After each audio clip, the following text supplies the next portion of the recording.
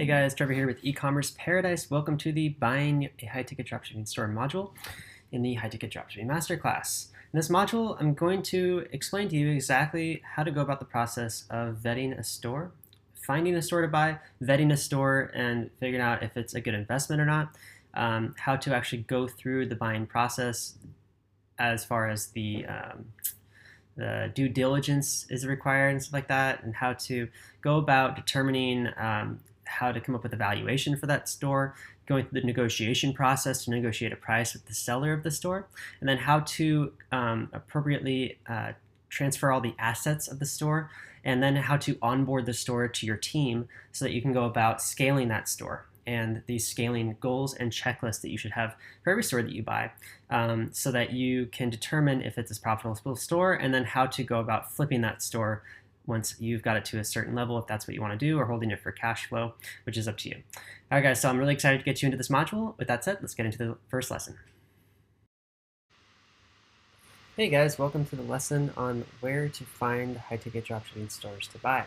So in this lesson, I'm going to show you 4 websites: Flippa, Empire Flippers, Exchange Marketplace by Shopify, and the eCommerce Paradise Facebook group. So these are the 4 places that you can go to find high-ticket dropshipping stores to buy, and I'll explain why. So in Flippa, you'll mostly get many different types of websites, a lot of these starter sites, a lot of low-ticket dropshipping stores, but also some high-ticket dropshipping stores. I actually sold a store through Flippa for about $50,000 back in early 2015, so about 5 years ago now. And so it was a very successful way to do it. Flippa does charge a fee, and they have a valuation tool and all that. So I'll show you kind of how to look them up. So if you go to flippa.com and click on e-commerce at the top, by the way, you'll need to start an account. So it's a pretty simple process to start an account. But on the left-hand side here, you can see the type that it is. So website, other business is chosen here. You can also buy just domain names, Amazon FBA business, iOS apps, Android apps. So it's pretty cool.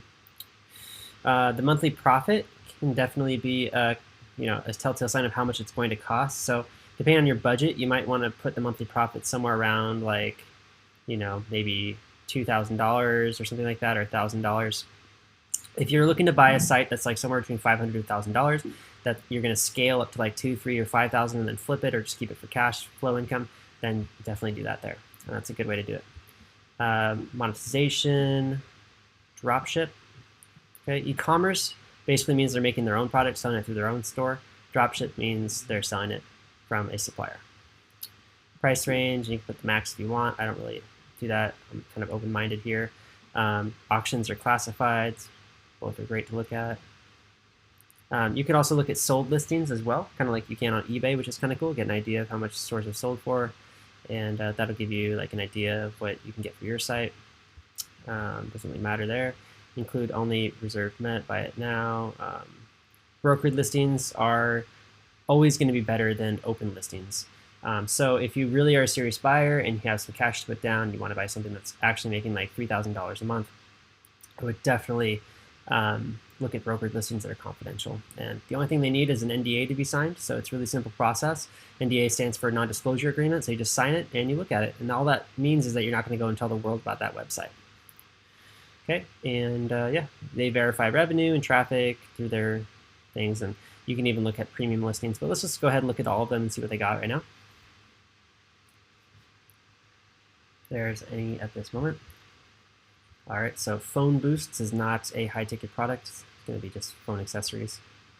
Summer Queens is probably some sort of not sure, but it's probably not high-ticket. I'm looking for product category specific niches, just like I would through Google Shopping. So these are all low ticket categories. Yeah, nothing going on here. Suits, watches, blah, blah, blah. Adult, a push-up board, single product store. So if you're interested in getting into another business model, you can definitely pursue that as well. I don't want to knock other business models.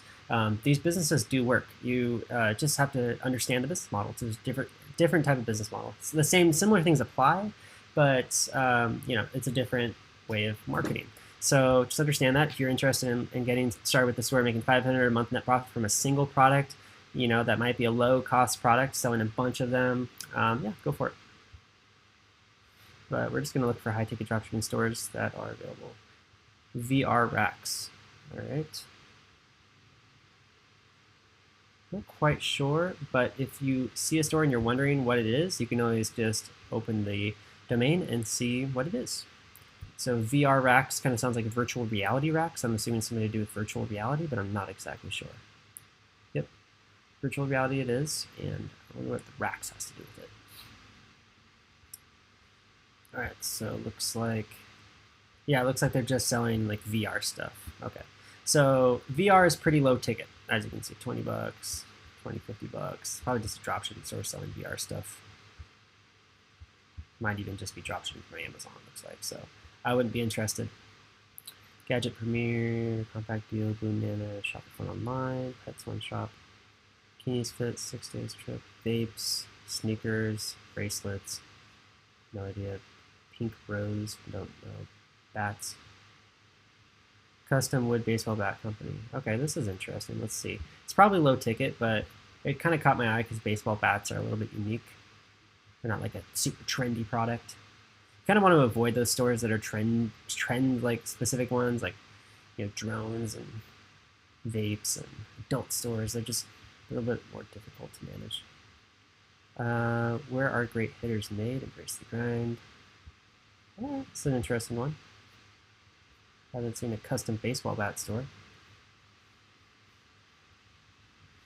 And like for instance, if you already have like a pitching machine store, which might be a nice store to go along with that to sell the baseball bats. And it looks like they're custom, so you can choose all the different types about the baseball bat. But the outsourced professional fulfillment, maybe like a print-on-demand baseball bat store. Kind of a cool idea. So yeah, but I definitely wouldn't offer 12,000 for that if it's only making 200 a month, and we offer 20x. That'd be $4,000, and that's if it's an older site, which it kind of looks like. So, anyways, let's keep looking for high ticket stores. Still don't see any.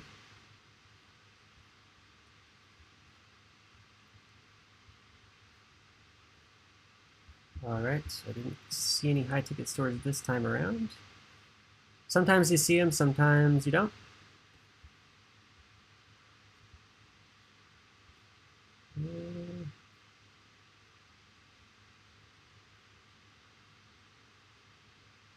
Print and pedal, phone cases. Archery Bows Direct. Here is a high ticket store for sure. Let's see. Maybe archery bows are high ticket, maybe they're not. Let's find out. Oh, they took the store down.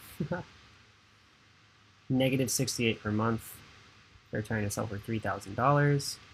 1-year-old e-commerce dropshipping site with 1290 page views per month and a grand chart approved by all major suppliers that do dropshipping for this niche. Monetization mainly by Google Ads, can scale with more ad spend, YouTube, etc. So if it's not making any net profit, how would they expect to get $3,000 for it is my question. I would probably offer them like 1,000 or something like that. But that's a high ticket dropshipping store. So once you found something, you can look at the listing a little bit more. Too bad the store is not actually live. I don't know why they took it down. They have a picture of it at least, so that's cool. Crossbows, compound bows, accessories. What worries me is that looking at something like this, it's probably not too profitable of a niche, or maybe they just don't know what they're doing. Kind of hard to tell. I don't recognize this person from anywhere. Yeah, it looks like they're getting some traffic now, which is nice, and they've also made some sales the last few months, but obviously it's not much as far as net profit goes. It's actually negative net profit because of probably the ad spend. All right.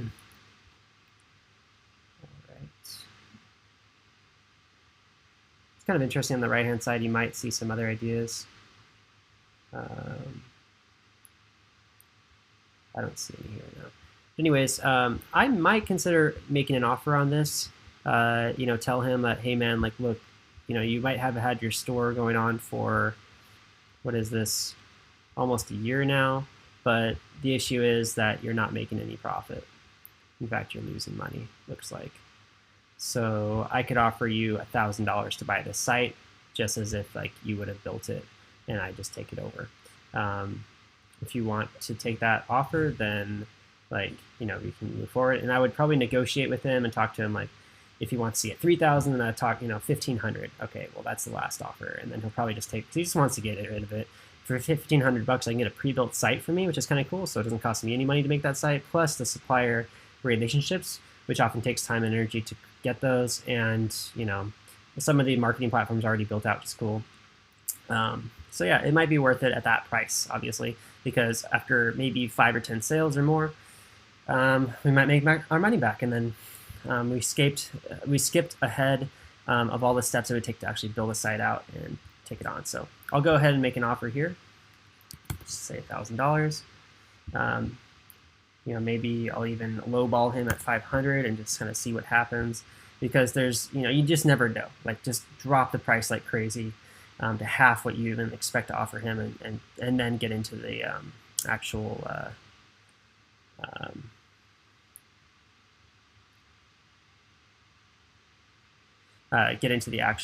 negotiations. So I'll go ahead and go through this process separately. I think I need to like verify myself or something like that.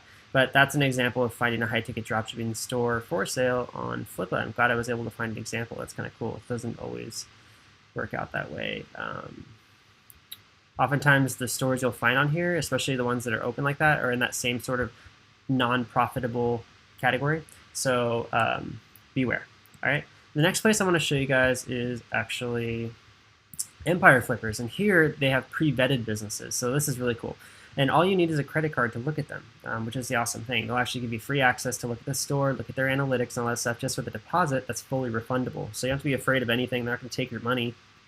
Now, when you go on their website, you definitely going to look up dropshipping, so e-commerce.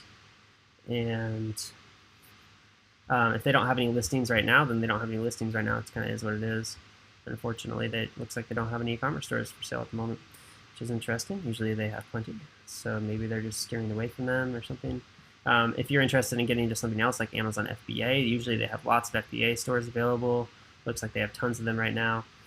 You can buy affiliate sites here, which are very profitable and easy to run, but oftentimes, yeah, it looks like they don't even have any affiliate sites available right now. Looks like they have Amazon associate sites, which is just like basically review sites, which is the most essential basic affiliate site you could possibly have. So not a bad way to start and build a business. Like, for instance, the price is right here on the right side. So if you have $30,000 to invest and they're making $1,600 a month, it's not a bad place to start. You can kind of see what it is and see if that's something that interests you. And of course, this is also a great place to sell your site. So if you get to that level, that's great as well. All right, let's look at Shopify Exchange. Shopify Exchange is really cool, and they do great work with stores to help you buy stores and stuff like that. The only thing is there's going to be a lot of low-ticket dropshipping stores here, so it's kind of hard to filter through, find the high-ticket ones. So first and foremost, I think we'll look in the USA. Because if we look in the USA, then we're going to get the high-ticket dropshipping stores. Good place to start. Not sure why it didn't go to USA for me, so I'll just try that again later. But dropshipping is here up in the menu, so you can go to dropshipping. Let's see here. And yeah, so they have private listings and they have regular listings, just like Flippa. I'm not sure about the best. Okay, so they have all the listings now. Great. What we're going to look for is our price point that we're looking at, which is somewhere around, maybe $0 to $5,000. We want it to be making somewhere between $0 to $2,500 monthly revenue. The age, we want it to be a year max, so we can bid really low on it. Business type is drop shipping. And it doesn't really matter what the industry is, but we know there's no high-ticket categories, fashion and apparel, really. Gifts, collectibles, sports and recreation has some, pets and animals, home and furniture, some electronics gadgets categories. And we don't want to buy any general stores. And there's lots of these starter stores available, so let's not mess with those. All right, so let's see if there's anything here that we can mess with in the categories we chose.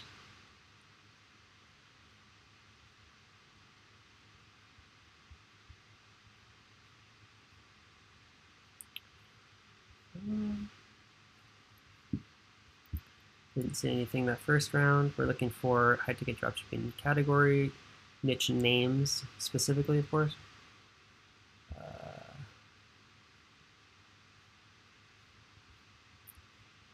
So just kind of keep looking through, see if we can find anything good.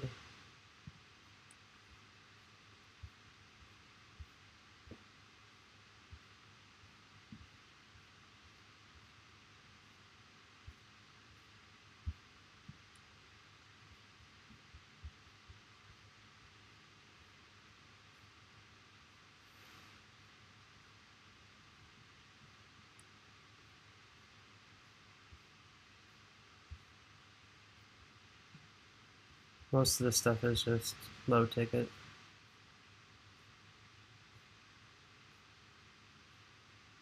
We really want to find steals of deals. We want to find high-ticket dropshipping stores people built, but unfortunately, for whatever reason, they couldn't monetize it correctly. They couldn't, get people to convert, and so they just want to sell it and get rid of it for a low price. And those are great because people have done some of the work, and we can do the rest of the work and skip all that process and take any organic traffic they might already have that took a long time to build up, any social media following, that kind of stuff, and run with that. I don't see any there, so that's okay. The last thing I want to talk about, guys, is just networking. So if you guys have a high-ticket dropshipping store to sell, or you're looking to buy one, a great place to do that is in the community. So just go up here in the high-ticket dropshipping community and drop a line that says, hey guys, I'm looking to buy a store somewhere, and just list out the kind of same variables here, somewhere $0 to $5,000. That's making $0 to $2,500 monthly revenue. That's less than a year old. It's doing high-ticket dropshipping. That's in a particular high-ticket dropshipping category or something like that. And just put that here, and somebody might have a store for sale. If you're looking to buy your store, I'm looking to buy. If you're looking to sell your store, I'm looking to buy. And vice versa. If you're looking to sell your store, you can also do it through the community here. In the future, I'll have my own version of like the exchange marketplace set up. Look forward to that. But for now, you can just drop it in here and network with some entrepreneurs, look at other members and stuff like that, and see if anybody has a store for sale that meets your needs. All right, guys. Well, thanks for watching. Let's get into the next lesson. Hey, guys. Welcome to the lesson on paying a deposit to see the store analytics and profit and loss statement. So this is a really crucial part because oftentimes when you're buying a store, the seller will request some sort of a deposit in order to release their information to you. And they may also request you to sign an NDA agreement. An NDA is a non-disclosure agreement. It really depends on how big the store is. Because if it's a big, massive store, then they might be worried that you're going to go out and tell your friends or your business partners about the store and that you guys can try to start a store to compete in the same niche. And while that might not be very enforceable in the long run, it's still a measure of safety that the seller has. So don't be surprised if you're asked for a deposit and to sign an NDA agreement before they release any information to you. Now, with that said, you can pay the deposit through the broker. That's usually how it works if the broker's handling it. And the good thing about using a broker is that they're going to ensure that no matter what, you're going to get your funds back if you don't want to end up going through with the deal. If you pay directly to the seller, then you don't really know, if you don't really know the person, you don't know if they're going to send you your money back, right? So there's an issue there. I would recommend if you don't know the person and you're going to pay directly, to only send a deposit through PayPal with clear instructions written in the note that this is a deposit and expected to be fully refunded. It's a fully refundable deposit. If the deal doesn't go through, and even if the deal does go through, it's still going to be refunded, so that it's really easy for you to file a claim with PayPal in case that seller does not end up refunding your deposit. Also, don't send a deposit if you're going to pay directly that's more than what you're comfortable with losing. So this depends on the store, of course. And maybe it's like $20 or $50 or something like that, $10. It really doesn't have to be much. It could be as low as $10. It just has to be something, some kind of skin in the game for you to prove yourself that you are actually interested in buying the store. So don't ever wire money for a deposit to anybody. So the broker the good thing about going through a broker is that you can usually pay a deposit with your credit card, which is really cool. Another layer of security for you, and of course it's not cash, so it's easier to manage. All right, so once you've dealt with the deposit process, it's really simple, obviously. Ask for access to their Google Analytics, which is really easy to get. All they have to do is go to their users and add you as a user to read only on their Google Analytics. And in Google Analytics, you'll be able to see all the past order data, the conversions, and the conversion data should match up with the revenue figure they've given you for the store, right? Obviously. Ask for access to their Google Ads account. They can add you as a manager to the Google Ads account, and you can check that out. Ask for their full profit and loss statement. Okay, this is going to be usually a spreadsheet, or if they're using QuickBooks or something, there'll be access to the QuickBooks account or just a downloaded version of the profit and loss statement from the QuickBooks account. But usually it's a spreadsheet, and it should include all the income minus all the cost of goods sold minus all the marketing expenses and other expenses for the business. Right? So if they don't have a full profit and loss statement, or if it looks kind of shady, if they're not including all the expenses that normal dropship stores have, then I would suggest you probably don't go through with the sale, because they're probably hiding things from you in order to boost their profit numbers. Okay, so make sure that that profit and loss statement is full and that it has all the expenses that it should have. The next thing is ask for access to their Shopify store in order to view the reports. You want to see all the reports and what their financials are. So that's easy to do in Shopify. They can add you as a staff account with access to just view the reports, and you can get in there and make sure all of that. So next up, we're going to look at the due diligence process a little bit deeper and talk about things you need to look at and make sure before you go about buying a store to make sure it's a good deal, that you don't get gypped. All right, thanks for watching this, and I'll see you in the next lesson. Hey, welcome to the lesson on what questions to ask the seller during the due diligence period.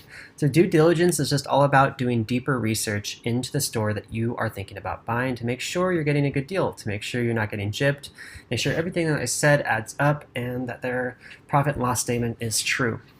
You also want to get kind of an idea of the general niche, the suppliers that they have, and whether they've done enough work to make it worthwhile. In other words, the only purpose of buying a store as opposed to building one is that you get to skip ahead the time that it normally takes to rank for organic keywords and to build relationships with suppliers that are hard to get, things like that. You can build a store really easily in a few days, maybe even with a team or even by yourself, but if you don't have these things built out, there's really no purpose to actually buy that store as opposed to just building it yourself. So some questions to ask for the seller during the due diligence period is, number one, do you have any offers pending? I usually ask that first because I just want to know what the time constraints are here. Do I need to make an offer right away to make sure if this is a good deal that I scoop it up right away, or do I have some time to chill and think about it? Okay, so other offers pending means I need to move my ass. Not means it's no big deal, let me just take my time and look at it. And still, this doesn't mean that you should skip corners and take shortcuts, not look at some things. You should look at everything. It just means you need to go a bit faster. So if it is a good deal, that you grab it right away.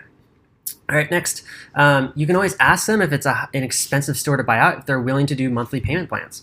Some sellers are totally open to this. This is kind of a similar thing in real estate, where if you're going to buy a store from a distressed seller, or a home from a distressed seller, they're willing to offer you, seller financing, they call it, right? And so if the store owner, the online store, is willing to offer owner financing, then that's a really great deal. So instead of paying $10, $20, $30, $50,000 up front for the store, you can pay it over a series of months, 4 months, 5 months, 6 months, even 2 months, whatever. You can break it up into payment plans. It really makes it easier on your cash flow, right? So always ask if they're willing to do seller financing.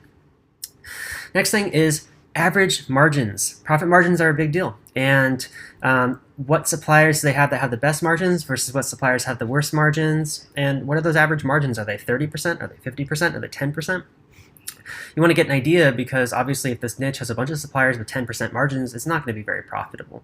Very difficult to be profitable after marketing costs, and it might be kind of competitive, and so it's not worth your time. Whereas if the niche has suppliers with 50% margins, that's great, right? So get an idea of that, ask them that question. And also, you want to know what the best suppliers are to deal with versus the worst ones. By dealing with, I mean just like, handling shipping quickly, getting the orders fulfilled, having good quality products, things like that. So if they have a lot of suppliers that are a pain in the butt to deal with, then that sucks. And the niche sucks probably because a lot of suppliers suck in that niche. and you'll need to spend a lot of time getting better suppliers uploading those products. But if they have a lot of suppliers that are doing great, great. And if they're really short on their answers, by the way, it probably means that they're hiding something. So you want to make sure that they're not just saying, oh yeah, no, they're good. Because if they say just a really short answer, they're probably not telling you the whole truth. And you need to dig a little bit deeper. All right, next.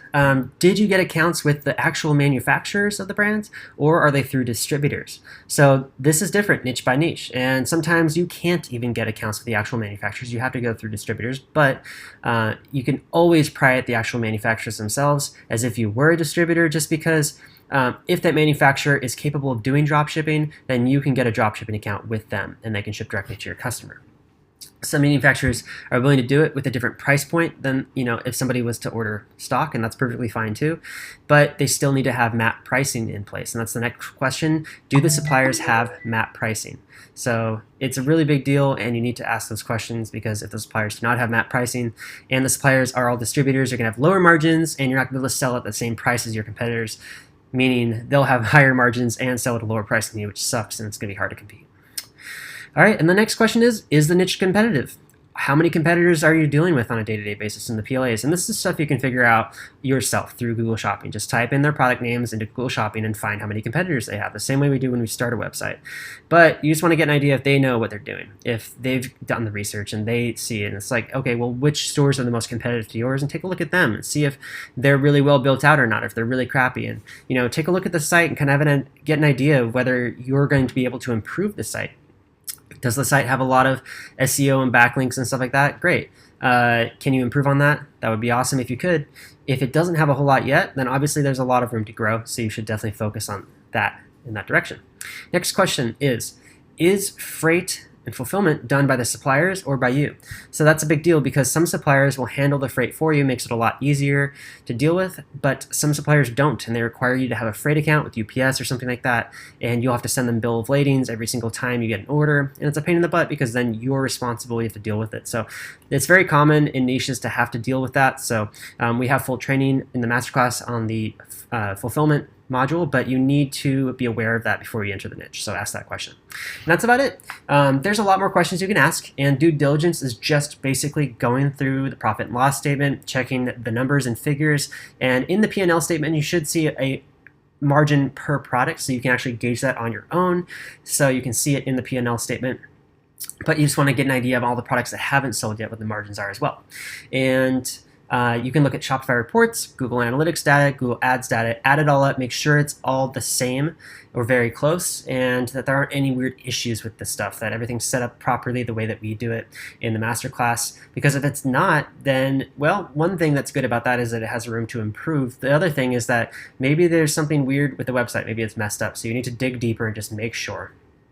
And yeah, this of course depends all on what you're going to offer as the price, which is the next section to this course, this module, which is negotiations, because you're going to basically come up with how valuable is the store that you're about to try to purchase, and with that, how much can you tell the seller that it's not valuable so that they can lower the price. Okay, that's the whole goal here. So the next section is adding all this stuff up and figuring out what offer you should make. So I'll see you in the next lesson.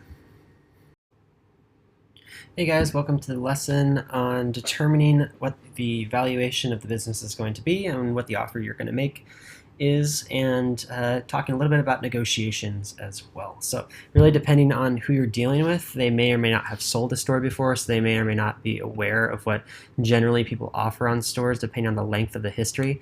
But this is what we offer on stores depending on the length of the history. If the store is less than 12 months old, it does not have a full year of data, then we offer somewhere between 12 and 24x in multiple, but usually around 16, 18x.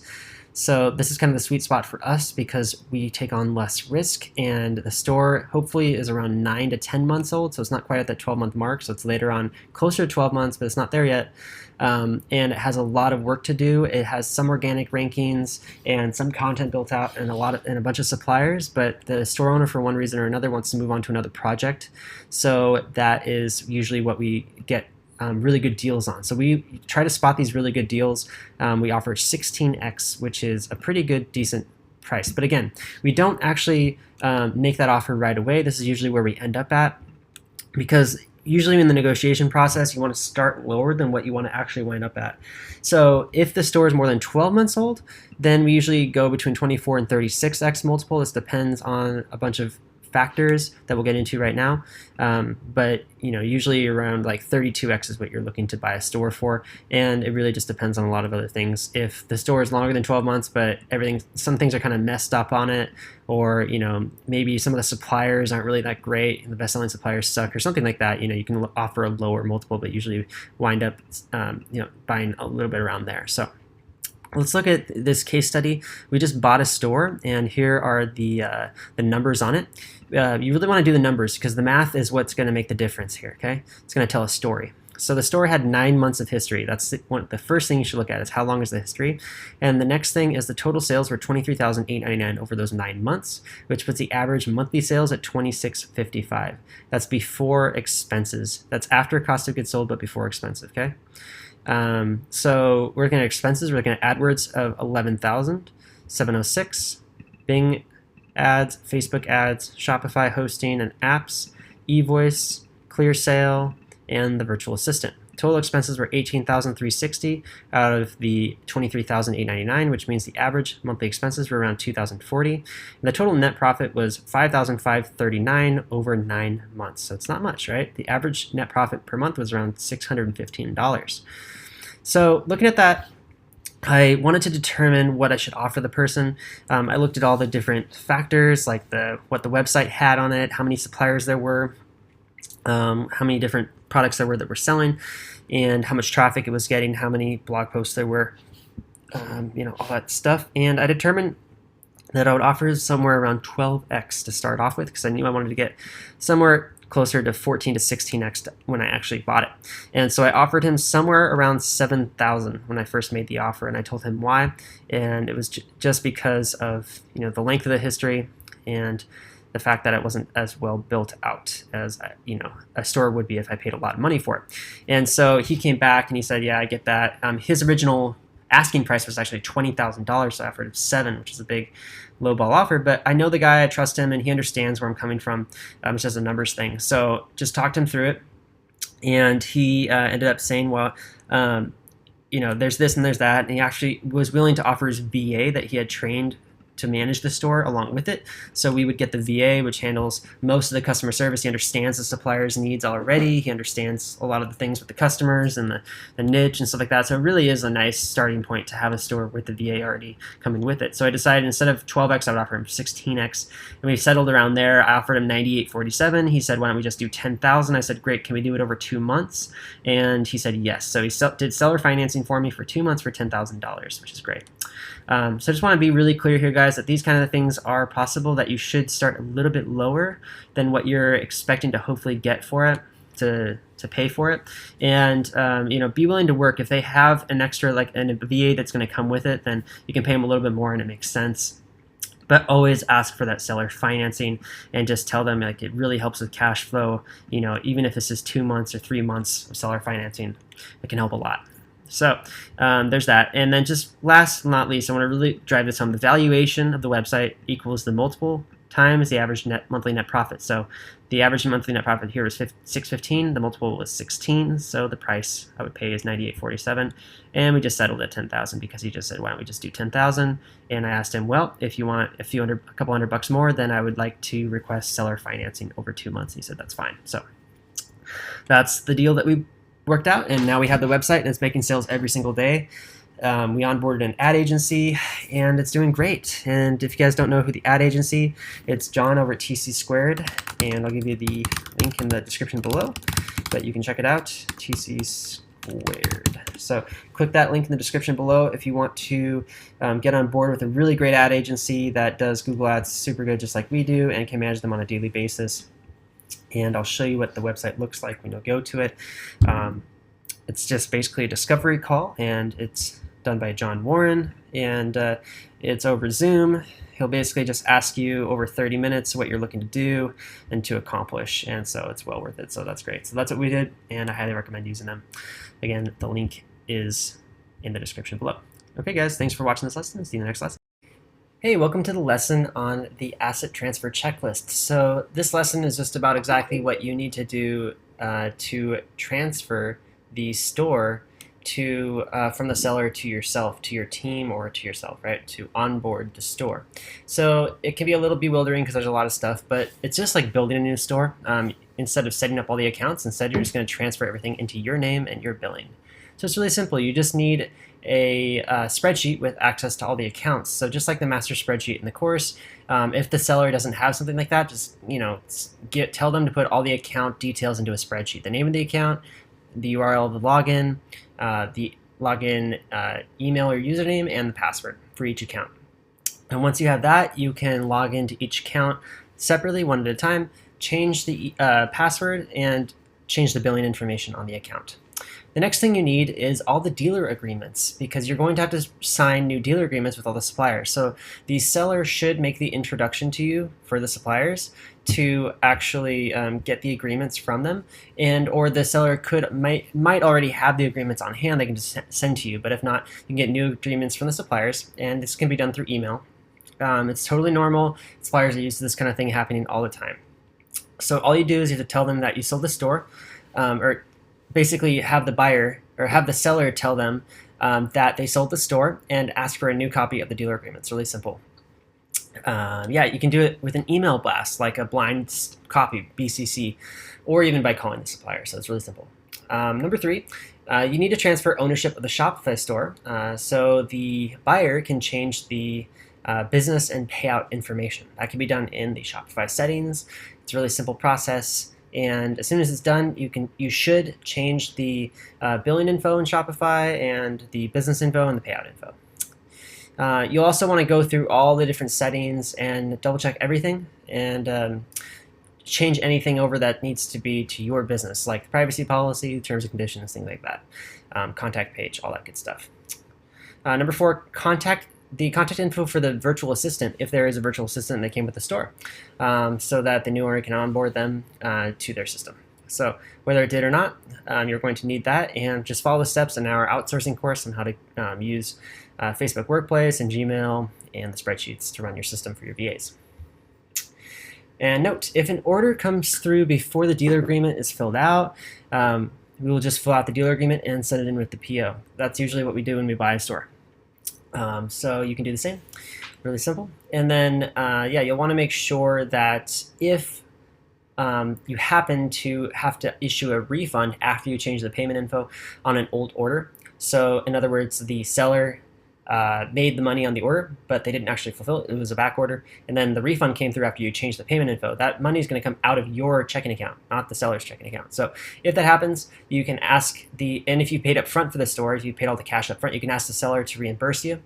Or if you did a payment plan, seller financing, you can just deduct it from the payment plan. So we had that happen. We had a couple of moderate-sized $2,000 each refunds happen.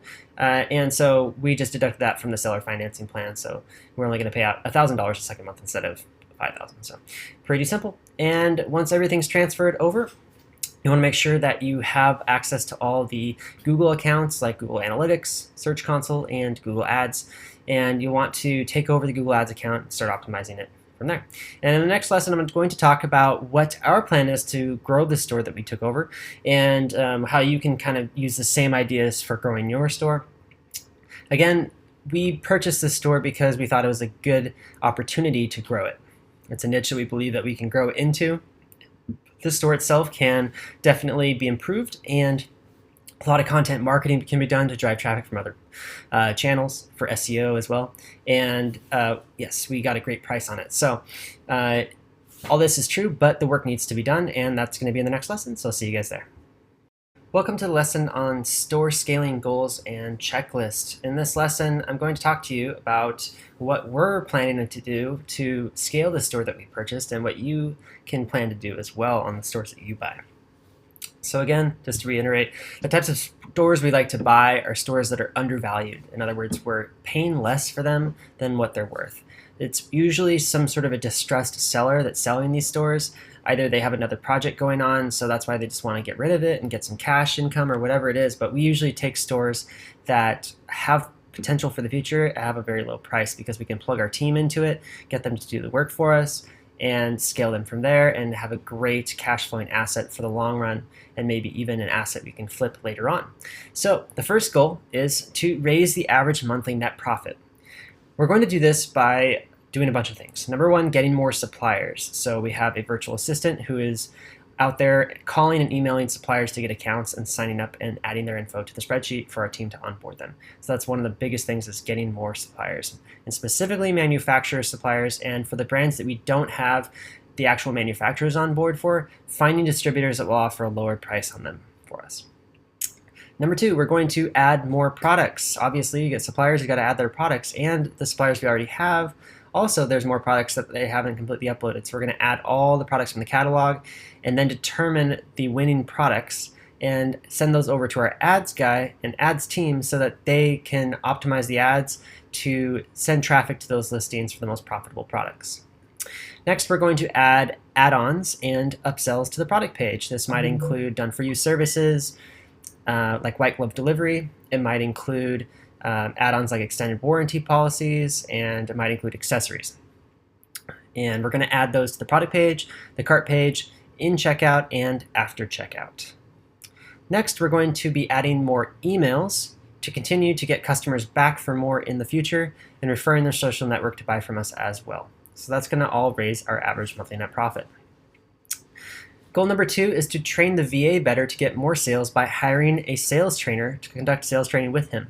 Our VA is decent at sales, but isn't the best, and so we're going to have a sales trainer do it. It costs about $100 an hour, and he's going to conduct a 1-hour training session with him and then follow up with more. So we're going to be training him to do better work for us, which is really cool.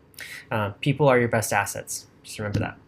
Goal number three, we're going to get more suppliers and onboard them by calling and emailing suppliers. And I have a VA doing this for us, so it's a pretty simple process. And that was part of goal one, but it's just its own separate goal because that literally is the most important thing with growing any dropship store, is just getting more suppliers, adding more products. All right, goal number four is to compete better in the ads by hiring an ad agency. I just mentioned that. We have hired an ad agency to take on the store for us, and we're going to be working with them to determine the most profitable products and the best-selling products and optimizing those product pages for sales and SEO. Now we have a separate team that does the optimizations for us and writing descriptions and adding pictures and things like that. So that's really important. But both teams are going to be interconnected, working with each other so that this store can grow like crazy. Our goal is to get the store to doing $100,000 per month in sales. So in order to get there, we got to do this stuff. Goal number five, do content marketing by producing YouTube videos and blog posts and sharing on social media via Buffer, and growing a Facebook page, growing a Facebook group, growing an Instagram channel, growing a Pinterest channel, and of course the YouTube channel, maybe even starting a podcast in the niche. We're also going to be sending all the organic content we make in email broadcasts to our lists and adding them to the leads flow so that it will be more likely that those people will convert, and then adding them to our customers flow so that it's more likely those people will come back for more in the future. Goal number six is to sell our store eventually for 24 to 30x monthly net profit or more in 6 to 12 months. Or if it's really easy to manage and we like the suppliers, we like the niche, we believe the industry is going to grow, there's nothing that we can foresee happening bad in the long term with it, we might just keep it and grow it and keep it as a cash flowing asset. So that's it, guys. That's our checklist for now. Things do evolve over time. So as things evolve and change, I will keep you updated. I'll also be posting monthly revenue reports of this store. Hopefully it grows and it does really well. It's already taken on a lot of sales since we got it and onboarded the ad agency. So I'm really happy to report that. In the last week, it's already done about 10,000 in sales, whereas before it was doing about 10,000 a month in sales. It's doing that in a week now, so that's great. So hopefully it grows. So I'll keep you guys posted on that, and hopefully you do well with buying a store on your own as well. If you have any questions, of course, you can comment below, live chat with me, email me, and reach me on YouTube and Facebook. So thanks so much, and I'll see you in the next module. Take care. All right, guys, so I just wanted to do this quick case study to show you what I went through to buy a high-ticket dropshipping store recently. I paid $2,000 for this store, and I'll show you the store and the conversation I had. So first of all, the store. It's electricskatecity.com, and this store has a history of making sales, but it's a bit old. The P&L is somewhere in my downloads here. If I look for it and find it, here it is. I'll show you the P&L right now. So the P&L is an interesting thing because what happened was they had this store for about 6 months in 2018. It looks like, so let's see, September, October, November, December, January 19, February 19.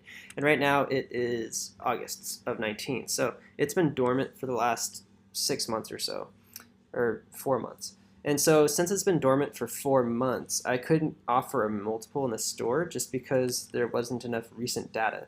And the reason why is because things might have changed with the supplier's inventory, and I'll need to do a lot of updating on the site.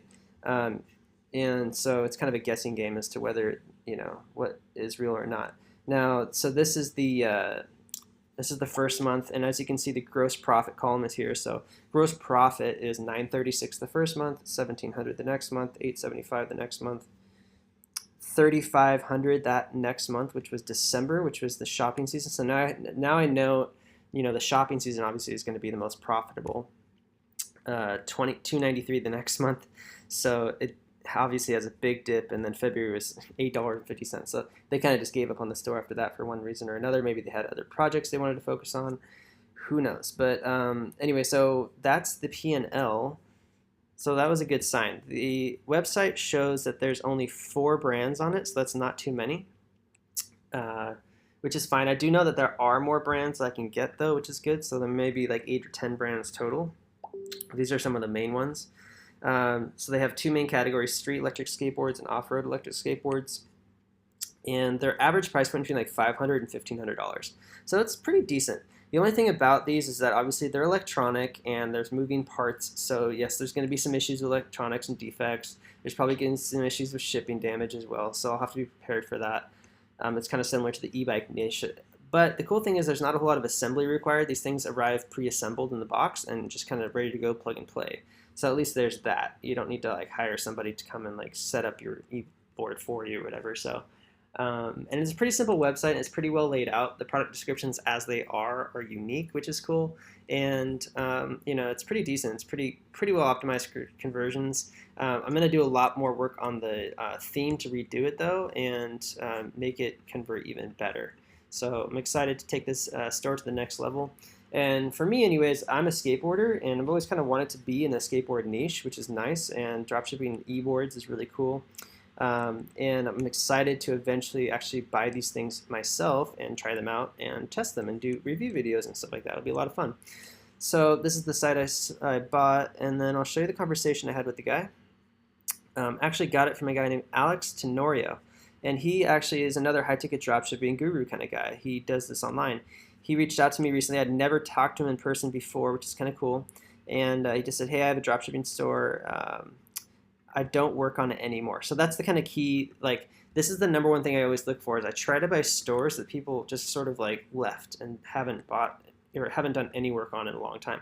Because number one, they're still valuable and they're still very, very lucrative. It's just that to this person, it's just a liability now. It's no longer an asset. So they're not trying to get a lot of money for it. In fact, they are what I like to call a motivated seller. And they're motivated to sell a store, so I'm probably going to get a really good deal on it. So these are the kind of deals I look for. It's just kind of gathering dust. It's an active store just sitting there. It gets organic traffic, but I haven't run any paid ads. I'm looking to get rid of it at cheaper, but still fair cost. It'd be good for one of your students. Let me know. So yeah, I'll take a look. Do you have a P&L? That's the first thing I always ask for is, do you have a profit and loss statement? And I need to see analytics to prove the profit and loss statement. And I'll show you guys the analytics soon. And then just to kind of build goodwill, I also said it's good to hear from you. I've been following you for quite some time now. Thanks for reaching out. And that obviously made him feel really good. So now he's more friendly and apt to give me a better deal on it. When you make friends with people, they're just more likely to do business with you, whether they're buying or selling. And he's also mentioned, because I mentioned that, he also says he's phasing out of dropshipping, which is good news for me because that means I have one less competitor to deal with, which is nice for dropshipping courses. Let's see. I really haven't done much with the store since I revamped it, site, product, etc. It's done about $42,000 in sales. So over whatever that was, 4 or 6 months, he did $42,000, which is fine. It took him a couple days to get the P&L together. I got to take a look at the site. The funny thing is I was actually over at John's website, which is TC Squared. And I'll show you guys right now what that looks like. I highly recommend TC Squared for ads. I actually use them myself now for every single store to run and manage ads for my stores, and he does a great job with them. But he also has on his website a bunch of logos of stores that he runs ads for. And I don't know if I can find it again, but if I can, it'd be kind of funny because here it is. So here's the logo for that store I just bought. And all these other logos too are dropship stores, which I've been looking at, and I'm going to be starting stores in these niches. Some of them I already have stores in. And so it's just funny how he was running the ads for this, which is a great thing because now I can just plug him in. He's already plugged into it, which is awesome. So, but I looked at it like a little while ago and I didn't realize that was going on. So anyway, it's kind of funny. But yeah, if you're interested in getting him managing your ads, go to ecommerceparadise.com/TC squared. And TC squared, that will give you a discovery call session here. And it'll say discovery call TF, and then that just means I referred you. And if you sign up with him, he'll give me a referral commission at no extra cost to you. So thanks for the support, and I hope that he does a great job for you. So at any rate, let's go back to the message. He made the P&L. We talked about suppliers for a little bit, average margin, things like that. He said that they got the main electric brands besides Boosted. I asked him about Boosted. He says he has to reach out to them. My assumption is that they are a direct-to-consumer only brand. Usually you run into that kind of thing. I ran into that a lot with the bicycle niche. But I can still reach out to them. So here's the P&L conversation. Actually, I just realized I need to plug this computer in really quick, or it's going to die on me in the middle of this video, and that would suck. Let's do that really quick.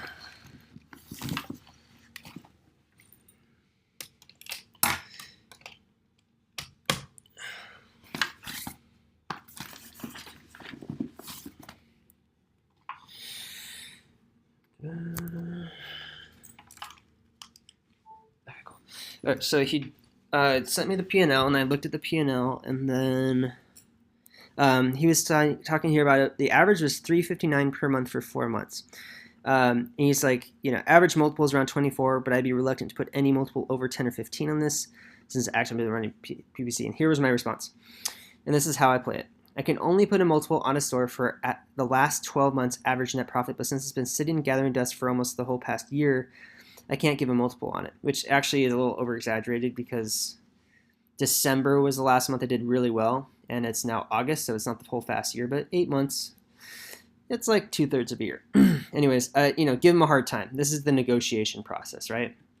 You have to start low so you can get back up to where you really want to be. Because I knew I was going to try to pay maybe around $2,000 for this site, but his multiple suggestion there was suggesting I'd pay like $3,000 to $5,000, which is not going to happen. Anyway, so because suppliers, giving him more of a hard time, because suppliers' products may have changed, prices gone up, discontinued, etc., will take some work to go through their catalogs and update things again before running ads. So in a store like this, with a few suppliers like this, I can offer $1,000. Let me know if that works. So I know I want to get it for $2,000. I start at half that price. So next is, I understand, he wrote me back, and this is a typical response, which is great. I understand your position. I will say the large majority of products are current. So now he's trying to build his side of the value so he can get more money, right? Maybe the one-off additional product isn't added in from current suppliers, and the supplier relationships haven't changed. Still active and can buy from them. So that's good to know. Obviously. I basically gutted all the suppliers' products and copied and recreated. So that's cool. That is a really big selling point. If they're not just copy descriptions, they're brand new, it's really good for SEO. It's set up to press play on the ads, which I believe because John set them up. I'd really like 2,500s. That's what I paid for it originally. So he didn't make the site originally. Someone else made it, and he bought for 2,500, he's claiming. But if you can do 2K, I'll come down to that. So most likely, he didn't pay 2,500. He probably paid 2K, and he's just talking, higher to get what he wants, which is 2K. And I'll come down to that, and that's originally what I wanted, so it's perfect. So I was like, okay, 2K works. Instead of 3 to 5K, I got 2K, and he didn't have to lower his price a whole lot from what he originally really was hoping to get. So 2K was a great compromise there. So then he wanted to send via Venmo. I said, no, I'll pay via PayPal. I don't ever pay for sites direct with cash, especially if it's not somebody that I know and trust. I mean, I know this guy, but I don't really trust him, kind of. So I told him I pay by PayPal, And I also told him, he asked friends and family so he doesn't have to pay the fee. And I said, well, that's fine. I'll just cover the extra, 50, 60 bucks. But I want to be able to pay with my credit card, and I want to have seller protection or buyer protection, because what happens in this transaction is if for some reason the seller doesn't actually provide what is you're paying for, you can file a claim and you get your money back. And since it's a credit card too, it adds another level of protection for me. It's kind of like using escrow without having to use escrow. So I always do it that way. Even if it costs me an extra 50 bucks, I'm okay with that, because what I'm buying is I'm buying peace of mind and seller protection. Unless it's a friend, somebody I have a relationship with, I know that if they screwed me over, I know their entire network of friends, and I can call them out and I can embarrass them. I don't really know this guy that well, so I couldn't do that, unfortunately. So I have to have this in place, and I went ahead and paid the extra fee. Usually I don't. Usually, and especially the seller, they're more motivated. They're okay with paying that extra $50 fee, but if they ask, I'm just cool with it. I don't really care. So I paid the extra fee and we're good. So now the site transfer process will happen. I'll take it on. I'll just start running ads right away. I'll throw my team into it to optimize everything, set up a new theme, get more content in there, start recruiting suppliers, and we will scale this site hopefully to doing at least $20,000 per month, because usually the break even on one of these stores is $10,000 to $20,000 a month in sales. And we'll hire a VA to manage it, and then we'll try to get more suppliers, add more product lines, maybe go wider and offer more products a little bit wider as well, like, I don't know, electric longboards, or we'll come up with some other ideas. And then, we'll go from there. And that's it. So there you guys go. Cool case study to check out. Again, these are the types of sites I look for, and these are the sites you should look for, is sites that they're not working on anymore. In this way, they're motivated sellers. All right. Hope this was helpful. Hope it makes sense, and good luck.